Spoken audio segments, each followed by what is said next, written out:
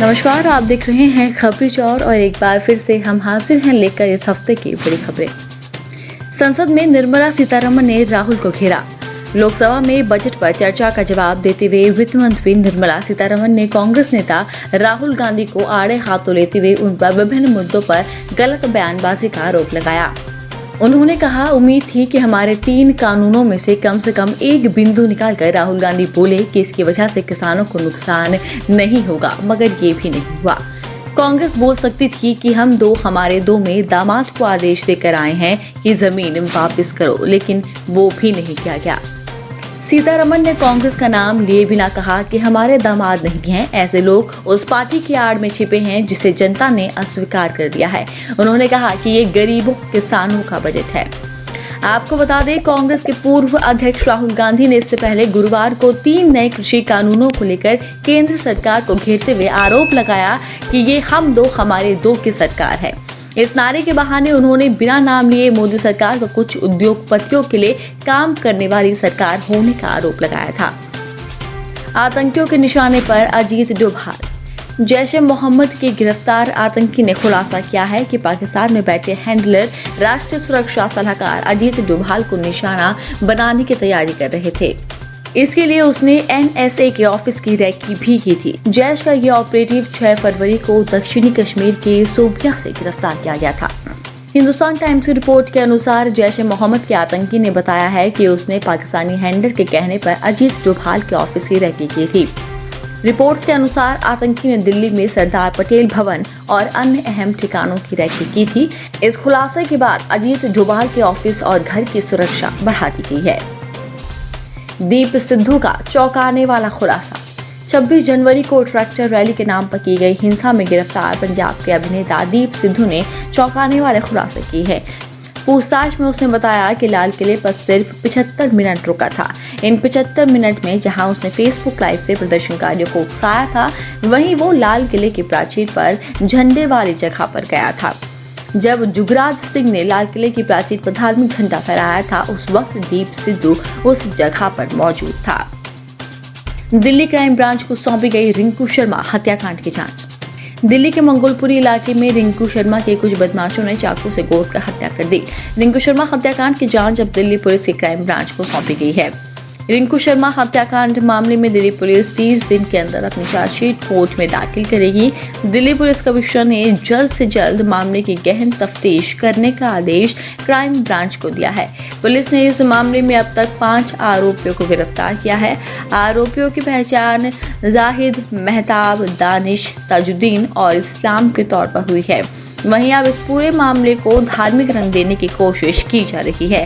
रिंकू के परिवार का कहना है कि वो बजरंग दल से जुड़ा था और इलाके में जय श्री राम के नारे लगाता था। इस पर आरोपियों को ऐतराज था। शाहीन बाग प्रदर्शन पर दायर पुनः विचार याचिका खारिज। सुप्रीम कोर्ट ने शाहीन बाग में CAA के खिलाफ धरने को लेकर अपने पुराने फैसले पर विचार करने से इनकार किया है। सुप्रीम कोर्ट ने कहा कि विरोध का अधिकार कभी भी और हर जगह नहीं हो सकता। 12 एक्टिविस्ट ने सुप्रीम कोर्ट के अक्टूबर 2020 में दिए उस फैसले को चुनौती दी थी, जिसमें नागरिकता संशोधन कानून के खिलाफ शाहीन बाग में हो रहे विरोध प्रदर्शनों को अवैध ठहराया गया था। जस्टिस SK कौल, अनिरुद्ध बोस और कृष्ण मुरारी के 3 जजों वाली पीठ ने पुनः विचार याचिका को खारिज करते हुए कहा कि विरोध करने का अधिकार हर जगह और किसी भी वक्त नहीं हो सकता। कुछ विरोध प्रदर्शन कभी भी शुरू हो सकते हैं, लेकिन लंबे समय तक चलने वाले धरना प्रदर्शन के लिए किसी ऐसे सार्वजनिक स्थान पर कब्जा नहीं किया जा सकता जिससे दूसरों के अधिकार प्रभावित हो। ये फैसला सुप्रीम कोर्ट ने 9 फरवरी को दिया था, लेकिन शुक्रवार को इसे सार्वजनिक किया गया। आपत्ति निस्तारण के बाद 14 फरवरी को आएगी बोर्ड परीक्षा केंद्रों की सूची। यूपी बोर्ड की हाई स्कूल और इंटरमीडिएट परीक्षा के लिए निर्धारित केंद्रों की आपत्तियों का जिला स्तर पर निस्तारण होने के बाद रविवार को सूची जारी होगी। बोर्ड ने 8,497 केंद्रों की सूची जिला विद्यालय निरीक्षकों को भेजी थी।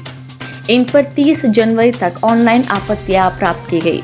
जिलों में आपत्तियों के निस्तारण का काम चल रहा है। प्रयागराज में ही 300 केंद्रों पर 600 से अधिक आपत्तियां मिली थी।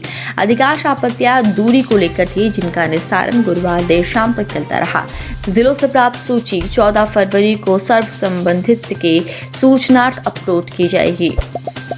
इस सूची पर यदि किसी संस्था के छात्र, अभिभावक, प्रबंधन या प्रधानाचार्य को पुनः कोई आपत्ति है तो वे अपनी आपत्ति या प्रत्यावेदन 18 फरवरी तक वेबसाइट upmspexamcenter@gmail.com में डाल सकते हैं। देश में कोरोना के कुल एक्टिव केस 76%। देश में कोरोना के मामले लगातार घट रहे हैं, लेकिन 2 राज्यों ने चिंता बढ़ा दी है। केरल, महाराष्ट्र और कर्नाटक को छोड़ दे तो सभी राज्यों में एक्टिव केस 5000 से कम है। देश में कुल एक्टिव केस 1.33 लाख है। इनमें 77.90% मामले केरल, महाराष्ट्र और कर्नाटक में है। टेस्ट पॉजिटिविटी रेट की बात करें तो देश में ये आंकड़ा कम होकर अब 5.3% पहुंच गया है। वहीं महाराष्ट्र में ये नेशनल एवरेज से दुगने से भी ज्यादा है। यहाँ अभी भी संक्रमण दर 13.5% है, यानी कि हर 100 टेस्ट में से 13 या 14 लोगों में कोरोना की पुष्टि हो रही है। इसके अलावा गोवा में ये दर 11.5%, नागालैंड और केरल में पॉजिटिविटी रेट 9.5% है। म्यांमार में चीन के खिलाफ सड़कों पर उतरे लोग। म्यांमार के नागरिकों ने शुक्रवार को सैन्य तानाशाह जनरल मिन आंग हलिंग का समर्थन करने के लिए चीन का विरोध किया।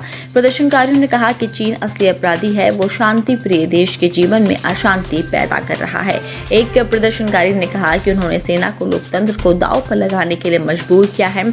विभिन्न आयु वर्ग के लोगों ने चीन के खिलाफ विरोध प्रदर्शन किया। विरोध में समाज के सभी वर्गों की भागीदारी देखी गई। प्रदर्शन के दौरान ऐसे कई बैनर दिखे जिस पर लिखा था, सैन्य तानाशाह का समर्थन करना बंद करो। इससे पहले लाखों लोगों ने म्यांमार में जनरल मिन आंग हलिंग के खिलाफ विरोध प्रदर्शन किया। चीन अमेरिका के रिश्ते। अमेरिकी राष्ट्रपति पद की शपथ लेने के 22 दिन बाद गुरुवार को जो बाइडेन ने चीन के राष्ट्रपति शी जिनपिंग से फोन पर बातचीत की।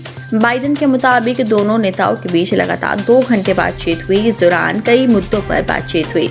बाइडेन ने कहा कि हम चीन की पॉलिसी पर नहीं चल सकते, वो हमारा लंच खाना चाहते हैं। अमेरिकी राष्ट्रपति के इस बयान के मायने ये हैं कि चीन अब अमेरिका का हक छीनना चाहता है। तो ये थी इस हफ्ते की कुछ बड़ी खबरें। अगर आपने अभी तक खबरी चौक को सब्सक्राइब नहीं किया है तो इसे अभी ही सब्सक्राइब करें।